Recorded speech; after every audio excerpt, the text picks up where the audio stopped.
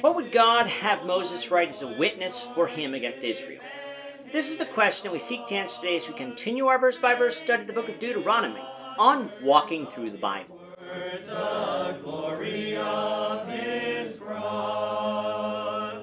If you have a Bible with you, you can turn to Deuteronomy 31. We're going to be reading from verses 19 to 30. If you don't have a Bible, don't worry. Just follow along with us on the screen. The version that we'll be reading from is the New King James Version. So Deuteronomy 31, beginning of verse 19. Now therefore write down this song for yourselves, and to teach it to the children of Israel. Put it in their mouths, that this song may be witness for me against the children of Israel. When I have brought them to the land flowing with milk and honey, of which I swore to their fathers, and they have eaten and filled themselves and grown fat, then they will turn to other gods and serve them, and they will provoke me and break my covenant. Then it shall be, when many evils and troubles have come upon them, that this song will testify against them as a witness, for it will not be forgotten in the mouths of their descendants, for I know the inclination of their behavior today, even before I have brought them to the land of which I swore to give to them. Therefore Moses wrote this song the same day and taught it to the children of Israel.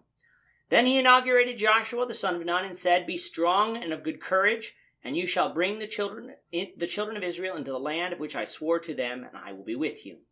So it was, when Moses had completed writing the words of this law in a book, when they were finished, that Moses commanded the Levites, who bore the ark of the covenant of the Lord, saying, Take this book of the law, and put it beside the ark of the covenant of the Lord your God, that it may be there as a witness against you, for I know your rebellion and your stiff neck. If today, while I am yet alive with you, you have been rebellious against the Lord, then how much more after my death? Gather to me all the elders of your tribes and your officers, that I may speak these words in their hearing, and call heaven and earth to witness against them. For I know that after my death you will become utterly corrupt, and turn aside from the way which I have commanded you. And evil will befall you in the latter days, because you will do evil in the sight of the Lord, to provoke him to anger through the works of your hands. Then Moses spoke in the hearing of all the assembly of Israel the words of this song until they were ended. In the last couple lessons, we've been talking about the final acts of Moses before he died.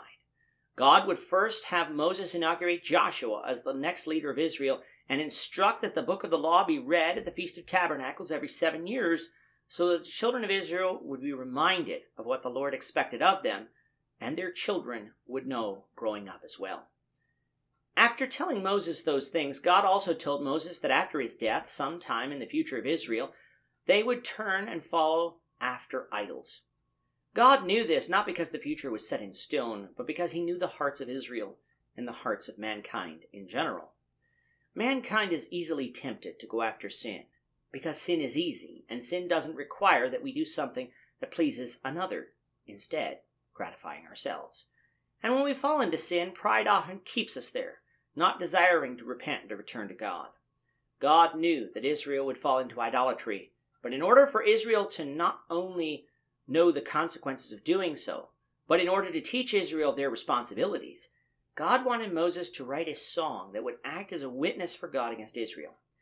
Now, seeing as how God already had given Israel the law and had laid out the curses that would befall Israel should they disobey, why would God have Moses write this song that basically would teach the same thing?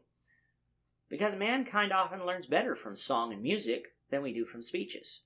In the New Testament, Paul admonishes Christians to teach one another in psalms, hymns, and spiritual songs. This doesn't mean don't read the scriptures, don't listen to sermons. It's just another mode of teaching, one that not only do people enjoy doing, but one where the teaching often sinks in a little further because we are touched by the melody and the words.